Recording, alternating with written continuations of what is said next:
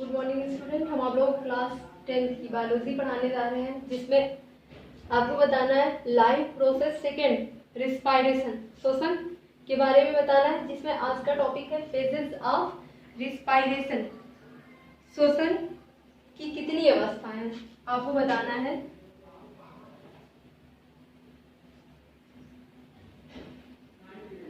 श्वसन की अवस्थाएं।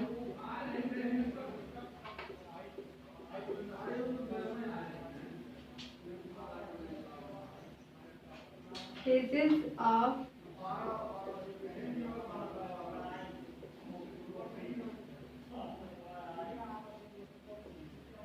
respiration।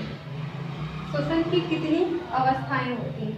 श्वसन की 3 अवस्थाएं होती हैं। पहला, श्वसन की 3 अवस्थाएं कौन सी होती हैं? पहला होता है बाह्य श्वसन। बाह्य श्वसन, एक्सटर्नल रिस्पायरेशन। एक्सटर्नल रिस्पायरेशन में क्या होता है?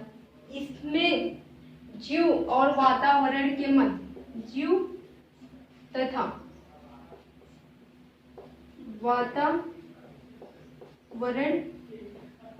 के मध्य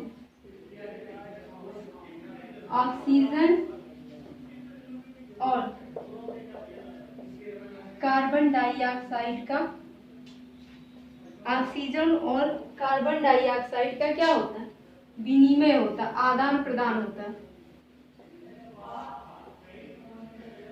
विनिमय होता है।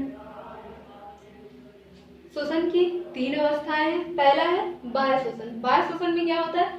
जीव तथा वातावरण के मध्य, जीव मान लो आप हो और वातावरण एटमॉस्फेयर के मध्य क्या होता है? कार्बन डाइऑक्साइड और ऑक्सीजन और कार्बन डाइऑक्साइड का विनिमय होता है, आदान प्रदान होता है। जीव क्या छोड़ता है? कार्बन डाइऑक्साइड छोड़ता है और वायुमंडल से क्या मिलता है? ऑक्सीजन मिलता है। तो क्या करते हैं हम? ऑक्सीजन छोड़ते हैं और हम कार्बन डाइऑक्साइड निकालते हैं और ऑक्सीजन ग्रहण कर रहे हैं। तो क्या हो रहा है? विनिमय हो रहा है, आदान प्रदान हो रहा है। तो इसी को क्या कहते हैं? बाह्य श्वसन या एक्सटर्नल रिस्पायरेशन। अब एक्सटर्नल रिस्पायरेशन में ये 2 प्रकार के होते हैं। पहला होता है श्वासोच्छ्वास। अब ये जो होता है 2 प्रकार का होता है। पहला है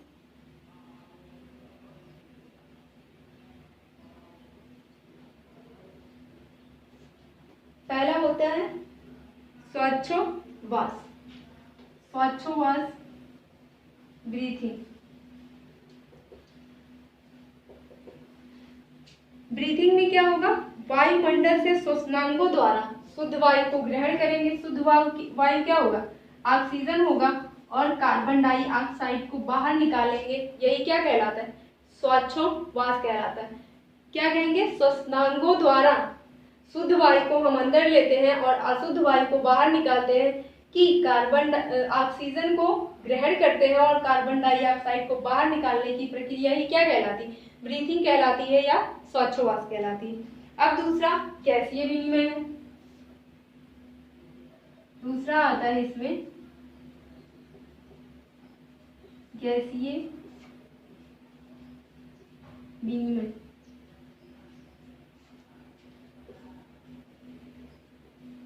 गैसियस एक्सचेंज। अब गैसियस एक्सचेंज किसे कहेंगे? गैसीय विनिमय किसे कहेंगे? मानव में श्वसन प्रक्रिया होती है, कार्बन डाइऑक्साइड बाहर निकाला जाता है और ऑक्सीजन को ग्रहण किया जाता है। तो गैसीय विनिमय प्रक्रिया किसके द्वारा होंगी? ये ब्लड के द्वारा होंगी। किसके द्वारा? रुधिर के द्वारा, ब्लड के द्वारा। और ब्लड में कौन सा ऐसा पदार्थ उपस्थित रहता है जिसके कारण गैसीय विनिमय होते हैं? आपने Hb का नाम सुना होगा, हीमोग्लोबिन। हीमोग्लोबिन एक ऐसा पदार्थ होता है जो ऑक्सीजन को ले आने और ले जाने का कार्य करता है। तो इसी को क्या कहेंगे? गैसीय विनिमय कहेंगे। गैसीय एक्सचेंज कहेंगे, जो क्या करेगा, कार्बन ऑक्सीजन का आदान प्रदान करेगा, ब्लड के द्वारा होता है। ब्लड ये कौन सा करता है, आपने सुना होगा ब्लड 3 प्रकार के होते हैं, लेकिन यहाँ पे तो WBC RBC के बारे में हम जानेंगे। WBC किसे कहते हैं, व्हाइट ब्लड कार्पल्स, और रेड ब्लड कार्पल्स SP जिसमें हीमोग्लोबिन रहता है, वही क्या करता है, इसे श्वसन वर्धक भी कहते हैं। HB को श्वसन वर्धक भी कहते हैं, हीमोग्लोबिन को श्वसन वर्धक भी कहते हैं। ये क्या करेगा, क्योंकि ये ऑक्सीजन का परिवहन कर रहा है, ऑक्सीजन को ले आ रहा है, कार्बन डाइऑक्साइड को बाहर निकाल रहा, तो इसीलिए इसे श्वसन वर्धक भी कहा जाता है। अब दूसरा आपको पढ़ना है आंतरिक श्वसन। पहले आपने पढ़ा बाह्य श्वसन, एक्सटर्नल रिस्पायरेशन किसे कहते हैं, जीव तथा वातावरण के मध्य ऑक्सीजन और कार्बन डाइऑक्साइड के विनिमय को ही क्या कहते हैं, बाह्य श्वसन कहते हैं। दूसरा, ये 2 प्रकार का होता था, पहले श्वासोच्छ्वास यानी कि ब्रीथिंग, ब्रीथिंग किसे कहते हैं, हम वातावरण से या वायुमंडल से ऑक्सीजन ग्रहण करेंगे, किसके द्वारा, अपने श्वसनांगों द्वारा ऑक्सीजन को ग्रहण करेंगे और कार्बन डाइऑक्साइड बाहर निकालने की प्रक्रिया को क्या कहेंगे, ब्रीथिंग कहेंगे या श्वासोच्छ्वास कहेंगे। इसमें दूसरा क्या है, गैसीय विनिमय। गैसीय विनिमय यानी ऑक्सीजन और कार्बन डाइऑक्साइड का किस प्रकार स्थानांतरण हो रहा है, एक स्थान से दूसरे स्थान जा रहा है, इसका किसके द्वारा होता है, ब्लड के द्वारा। ब्लड में HB हीमोग्लोबिन नामक श्वसन वर्धक उपस्थित रहता है, जिसके कारण ये क्या करता है, ऑक्सीजन का ले आना और ले जाने का कार्य करता है।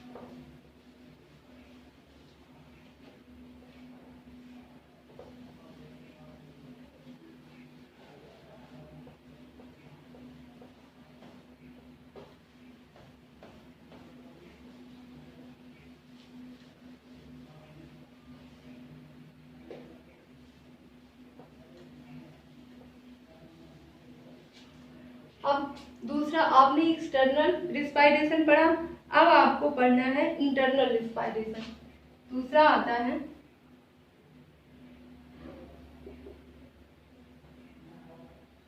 आंतरिक श्वसन, इंटरनल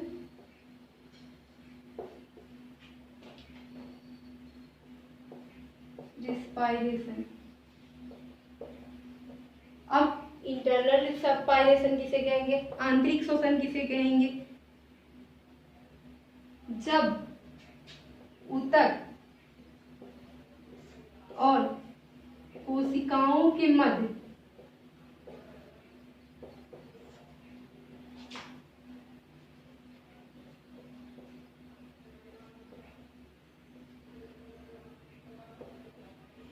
किसके मध्य, ऊतक और कोशिकाओं के मध्य, कोशिकाओं के वातावरण के मध्य,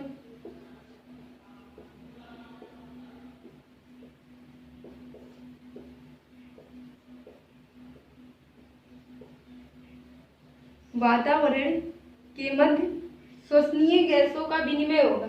श्वसनीय गैस कौन कौन सी है, कार्बन डाइऑक्साइड, ऑक्सीजन है और कार्बन डाइऑक्साइड है, इन दोनों का विनिमय होगा, तो उसी को इंटरनल रिस्पायरेशन कहते हैं या आंतरिक श्वसन कहते हैं। जब ऊतक और कोशिकाओं के वातावरण के मध्य श्वसनांगों द्वारा क्या होगा, गैसों का आदान प्रदान होगा या गैसों का, श्वसनीय गैसों का विनिमय होगा, तो उन्हीं को कहते हैं आंतरिक श्वसन या इंटरनल रिस्पायरेशन। अब तीसरा पढ़ना है आपको। आपने पढ़ा था कि श्वसन की अवस्थाएं कितने प्रकार की होती, 3, बाह्य श्वसन, आंतरिक श्वसन और तीसरा होता है कोशिकीय श्वसन। तीसरा है कोशिकीय,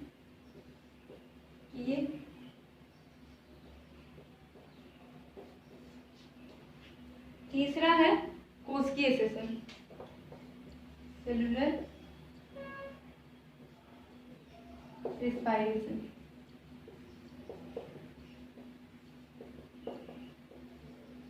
अब सेलुलर रिस्पायरेशन किसे कहते हैं, यह एक नियंत्रित क्रमबद्ध या कह सकते हैं चरणबद्ध एंजाइमिक, ये किसकी उपस्थिति में होता है? एंजाइम के प्रेजेंट में होता है। अगर एंजाइम ना उपस्थित हो तो ये प्रक्रिया कोशिकीय श्वसन नहीं हो सकती। कोशिकीय श्वसन का मतलब ये सेल के अंदर होगी, एक कोशिका के अंदर होती है, जिसमें क्या होता है? ग्लूकोज का ऑक्सीकरण होता है। ग्लूकोज का ऑक्सीकरण होता है और ऑक्सीकरण होने के बाद क्या होता है? ये एटीपी के रूप में ऊर्जा मुक्त करता है और उच्च बंधों में क्या करता है? उच्च बंधों में होती है, ये जो इसकी ऊर्जा होती है वो उच्च बंधों में होती है और इस प्रकार श्वसन एक जैव रासायनिक अभिक्रिया है। तो जो कोशिकीय श्वसन होता है वो कहाँ पे होता है? सेल के अंदर होता है, यानी कि कोशिका के अंदर होता है। और किसके प्रेजेंस में? एंजाइमों की उपस्थिति में होगा। और एंजाइमों की उपस्थिति में यहाँ पे क्या होगा? ग्लूकोज का ऑक्सीकरण होगा और ग्लूकोज का ऑक्सीकरण होने के बाद ग्लूकोज इसको एटीपी में तोड़ देगा और एटीपी में तोड़ करके क्या करेगा? ऊर्जा के रूप में इसे संचित कर देगा। ये थी श्वसन की अवस्थाएं कि श्वसन की 3 अवस्थाएं होती हैं। पहला है बाह्य श्वसन, दूसरा होता है आंतरिक श्वसन, तीसरा होता है कोशिकीय श्वसन। अब आपको देखना है जंतुओं पादपों में किस प्रकार से श्वसन होता है। तो सबसे पहले हम देखेंगे पादपों में श्वसन किस प्रकार से होता है।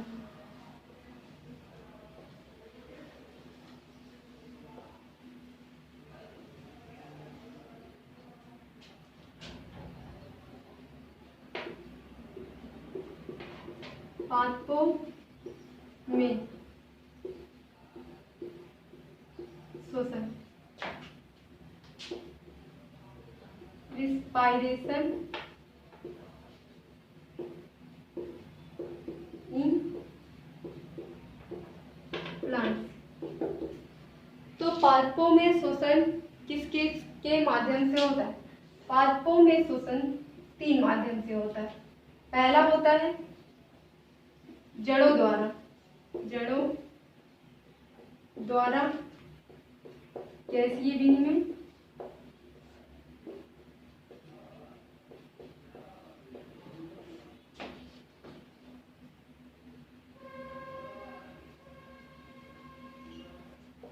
gaseous exchange by roots।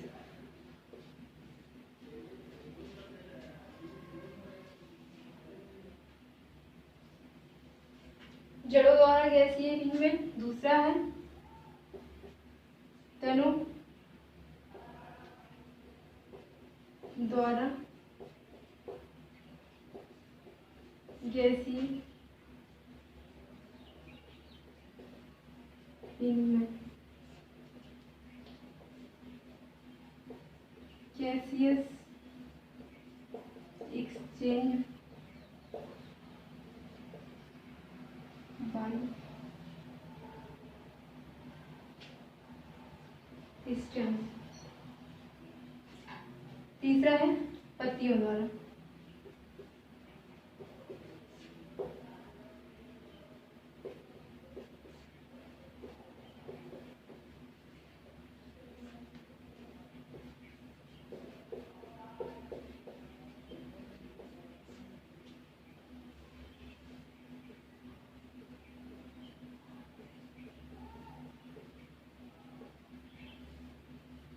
gaseous exchange by leaves। तो पादपों में श्वसन किस प्रकार होता है? आप जानते हैं कि पादप जो होते हैं श्वसन दिन रात करते रहते हैं। क्या हम लोग श्वसन दिन रात नहीं करते? हम लोग भी श्वसन दिन रात ही करते हैं। तो पादपों में श्वसन दिन रात होता रहता है। तो इनमें श्वसन कितने प्रकार से पाया जा रहा है? 3 टाइप से पाया जा रहा है। पहला है जड़ों द्वारा गैसीय विनिमय, गैसियस एक्सचेंज बाय रूट्स। किस प्रकार जड़ों के द्वारा गैसीय विनिमय होता है, इसमें आप लोगों को ये जानना है। तो जड़ों द्वारा गैसीय विनिमय किस प्रकार हो? जो जड़ होती है पतली पतली, जिसे रोई के रूप में जानते हैं, रोम। जैसे ये क्या है? जड़ है, ये मोटी जड़ है, इससे बहुत पतली पतली जो संरचनाएं निकलती हैं वो क्या करती हैं, जड़ जमीन से जल को अवशोषित करेंगी और अवशोषित करने के बाद क्या करेंगे, उनमें विसरण की प्रक्रिया, जल विसरण की प्रक्रिया उत्पन्न करती है और उन्हीं के द्वारा क्या होता है, मूल रोमों के द्वारा, ये जो मूल रोम है इन्हीं के द्वारा ऑक्सीजन और कार्बन डाइऑक्साइड का विनिमय होता है। गैसीय एक्सचेंज किसके द्वारा होता है, जड़ों के द्वारा। और जड़ें जो होती हैं जमीन से जल को अवशोषित करती है और जल को अवशोषित करने के बाद जल में क्या रहता है, ऑक्सीजन की मात्रा उपस्थित रहती है, उनसे वो ऑक्सीजन लेती है और कार्बन डाइऑक्साइड को क्या करती है, जमीन के अंदर वितरित कर देती है। दूसरा आता है तने द्वारा गैसीय विनिमय किस प्रकार होता है, गैसियस एक्सचेंज बाय स्टेम। तने द्वारा गैसीय विनिमय किस में होता है, ये काष्ठीय पौधों में होता है, काष्ठीय पादपों में होता है। कुछ शाकीय पादप भी करते हैं लेकिन ये अधिकतर काष्ठीय पादपों में होता है। तने द्वारा गैसीय विनिमय करते हैं, जैसे ये कोई मोटा सा पौधा है, इस पे ये इस प्रकार नहीं, कुछ इस प्रकार ऐसे ऐसे लगी है, तो इसके बीच क्या होते हैं, रंध्र होते हैं, इन्हीं के द्वारा ये क्या करते हैं, गैसीय विनिमय करते हैं, ऑक्सीजन ग्रहण करते हैं और कार्बन डाइऑक्साइड को बाहर निकालते हैं। तीसरा है पत्तियों द्वारा गैसीय विनिमय, गैसियस एक्सचेंज बाय लीव्स। पत्तियों द्वारा जो पौधे होते हैं वो किस प्रकार गैसीय विनिमय करते हैं, तो पत्तियों में स्टोमेटा पाया जाता है, रंध्र पाया जाता है और इसमें वात रंध्र पाया जाता है, वात रंध्र पाया जाता है। तो ये इसमें स्टोमेटा पाया जाता है, स्टोमेटा, जैसे कोई पत्ती बना लो आप,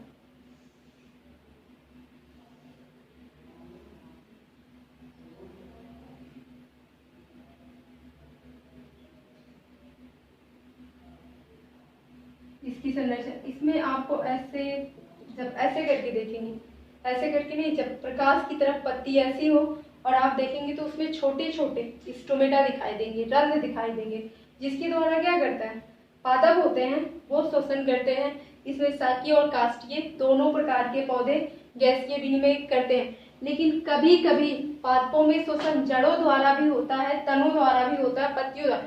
एक ही पादप जड़ के द्वारा भी गैसीय विनिमय करेगा, तने के द्वारा भी गैसीय विनिमय करेगा और पत्तियों के द्वारा भी गैसीय विनिमय करेगा।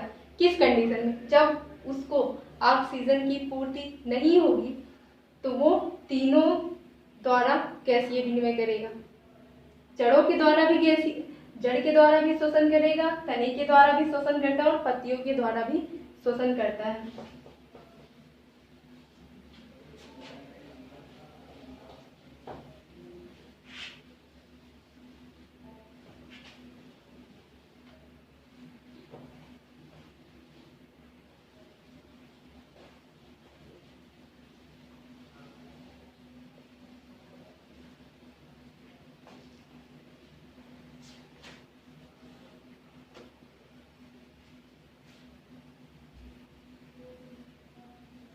जैसे अगर पादप का देखना चाहें, ये रात में क्या करेंगे, प्रकाश संश्लेषण की क्रिया नहीं करते हैं, प्रकाश संश्लेषण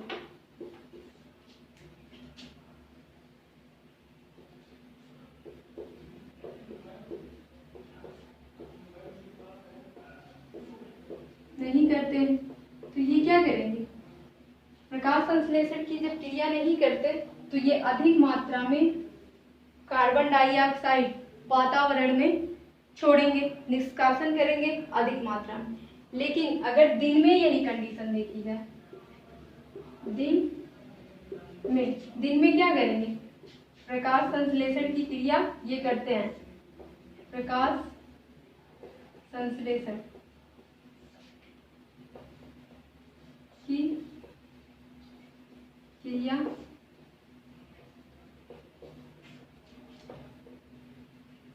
करते हैं, तो वहां पे क्या करेंगे, ऑक्सीजन गैस का अधिकतम निष्कासन करेंगे, क्योंकि यहाँ पे प्रकाश संश्लेषण की जब क्रिया करेगा पौधा तो क्या करेगा, कार्बन डाइऑक्साइड का उपयोग किसके रूप में करेगा? भोजन बनाने के रूप में करेगा।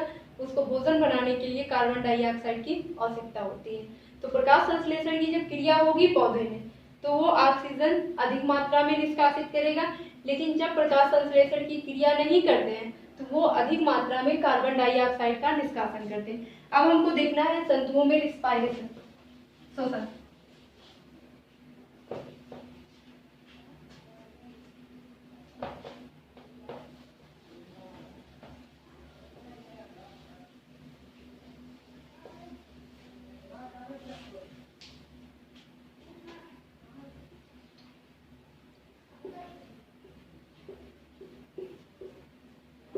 जंतुओं में श्वसन, रिस्पायरेशन इन एनिमल्स। तो जंतुओं में श्वसन किस प्रकार से होता है? जंतु जो श्वसन करते हैं किस प्रकार से श्वसन करते हैं? जैसे जो स्थलीय जंतु होते हैं,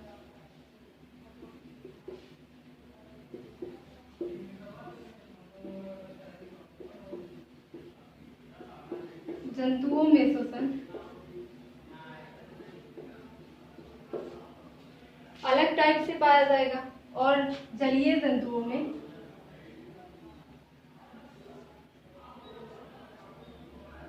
दूसरा है जलीय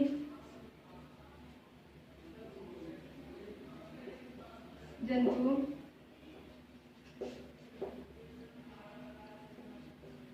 में श्वसन। तो जलीय जंतुओं में श्वसन डिफरेंट प्रकार का होगा और स्थलीय जंतुओं में श्वसन डिफरेंट प्रकार का होता है।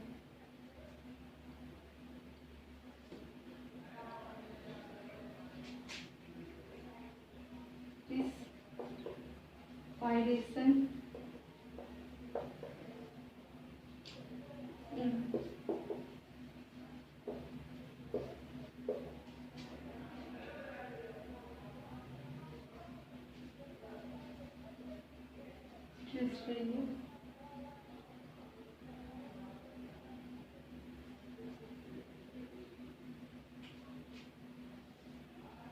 organism।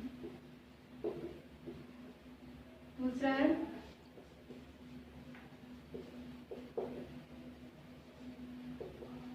respiration in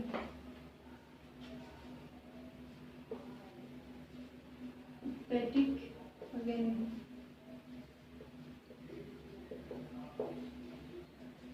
स्थलीय जंतुओं में श्वसन किस प्रकार से होता है? जलीय जंतुओं में श्वसन किस प्रकार से होता है? स्थलीय जो जंतु होते हैं उसमें स्थलीय जंतु जो होते हैं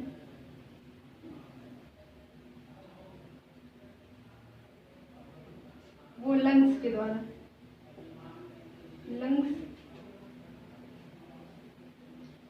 फेफड़ों के द्वारा श्वसन करते हैं।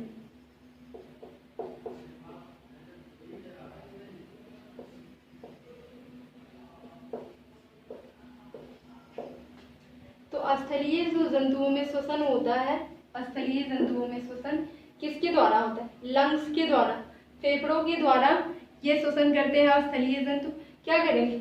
ये वायुमंडल से ऑक्सीजन ग्रहण करेंगे और ऑक्सीजन ग्रहण करने के बाद इसका प्रयोग करेंगे। और विभिन्न जीव जो स्थलीय जीव होते हैं, विभिन्न जीवों में विभिन्न प्रकार से क्या होता है? रिस्पायरेशन होता है। जैसे मेढक जो होता है उभयचर है, स्थल पे भी रहता है और जल में भी रहता है। स्थलीय है, जलीय है, दोनों है, उभयचर है। तो उसमें लंग्स तो पाया जाएगा। इसके बाद भी वो किसके द्वारा श्वसन करेगा? स्किन द्वारा, त्वचा द्वारा वो श्वसन करता है। तो सब में अलग अलग प्रकार से श्वसन पाया जाता है। ये क्या करेंगे? वायुमंडल से ऑक्सीजन को ग्रहण करेंगे और ग्रहण करने के बाद श्वसन की क्रिया प्रारंभ करते हैं। दूसरा होता है जलीय जीवों में श्वसन। जलीय जीवों में श्वसन किस प्रकार होता है? जो जल में होता है ऑक्सीजन की मात्रा, ऑक्सीजन की मात्रा वायुमंडल से अधिक होती है।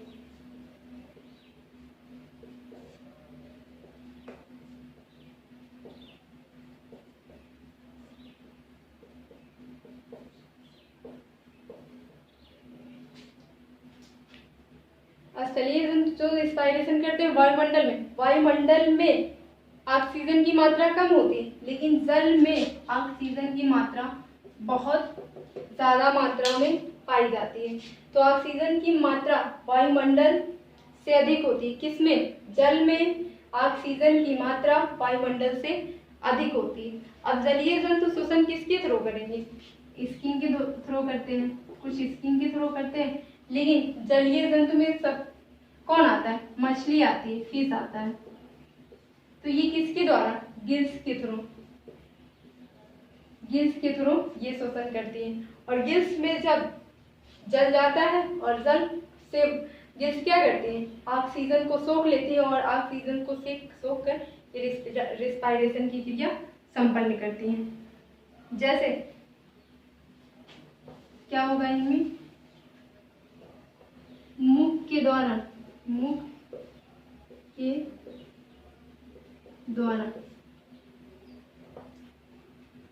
जल क्या करेगा? जल अंदर जाएगा, जल का प्रवेश या अंदर जाएगा। फिर इसके बाद मुख के द्वारा जल का प्रवेश हो रहा है, फिर जल किस में पहुंचेगा? गिलों में पहुंचेगा, गिल्स में।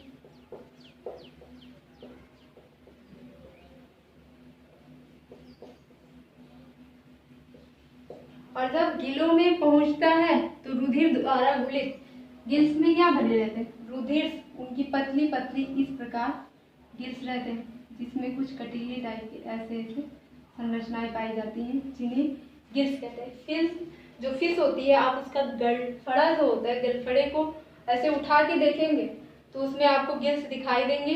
वो किस कलर के होंगे? हल्के गुलाबी कलर के होते हैं, पिंक कलर के, तो आपको दिखेंगे। तो क्या करते हैं? गिलों में क्या रहता है? गिलों द्वारा, रुधिर द्वारा ऑक्सीजन को ये ग्रहण कर लेते हैं। गिल में क्या भरे रहते हैं? रुधिर भरे रहते हैं। रुधिर के द्वारा ये ऑक्सीजन को क्या कर लेता है? ग्रहण कर लेता है। तो जलीय जंतुओं में श्वसन किस प्रकार से होता है? गिल्स के द्वारा होता है। और जो जंतु, जैसे कुछ जंतु स्थलीय होते हैं और जलीय होते हैं, उन्हें क्या बोलेंगे? उभयचर। उनमें स्किन के द्वारा भी श्वसन होता है और उनमें लंग्स भी पाए जाते हैं। कभी वो जल में रहते हैं और कभी वो स्थल पे रहते हैं, तो उनमें लंग्स के द्वारा भी श्वसन होगा और त्वचा के द्वारा भी श्वसन होगा। जैसे कुछ जंतु होते हैं वो लंग्स के द्वारा श्वसन करेंगे, कुछ जंतु होते हैं स्किन के द्वारा श्वसन करते हैं, और कुछ जंतु जो होते हैं गिल्स के द्वारा श्वसन करते हैं, और कुछ जो होते हैं श्वसन नाल के द्वारा श्वसन करते हैं। तो हम देखते हैं लंग्स के द्वारा, लंग्स के द्वारा कौन कौन से जीव हैं जो श्वसन करते हैं? छिपकली,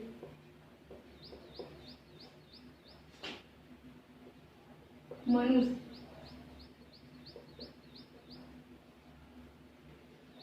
बंदर आदि। अब हमको देखना है गिल्स के द्वारा या त्वचा के द्वारा कौन करता है। पहले त्वचा का देख लेते हैं।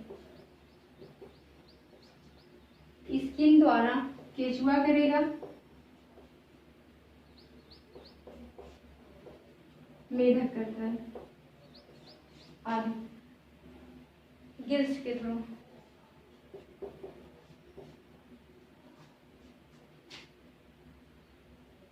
फिश मछली करती है।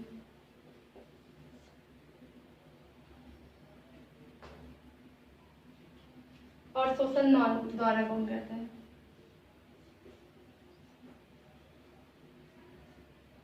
ट्रेकिया के द्वारा कौन करता है? कीट करते हैं। तो जंतुओं में श्वसन इस प्रकार से पाया जाता है। जैसे कुछ स्थलीय होते हैं उनमें लंग्स द्वारा, और कुछ जलीय होते हैं उनमें गिल द्वारा, स्किन द्वारा होता है, लेकिन स्किन दौरा किसमें होता है? मेढक और केंचुआ में होता है। ये उभयचर है, जल में भी रहता है, स्थल भी रहता है। केंचुआ जो होता है वो गीली मिट्टी में रहता है। तो आपने जंतुओं के श्वसन के बारे में पढ़ा। अब आपको पढ़ना है मानव में श्वसन किस प्रकार से होता है। तो मानव के श्वसन के बारे में आपको दूसरे वीडियो में बताया जाएगा।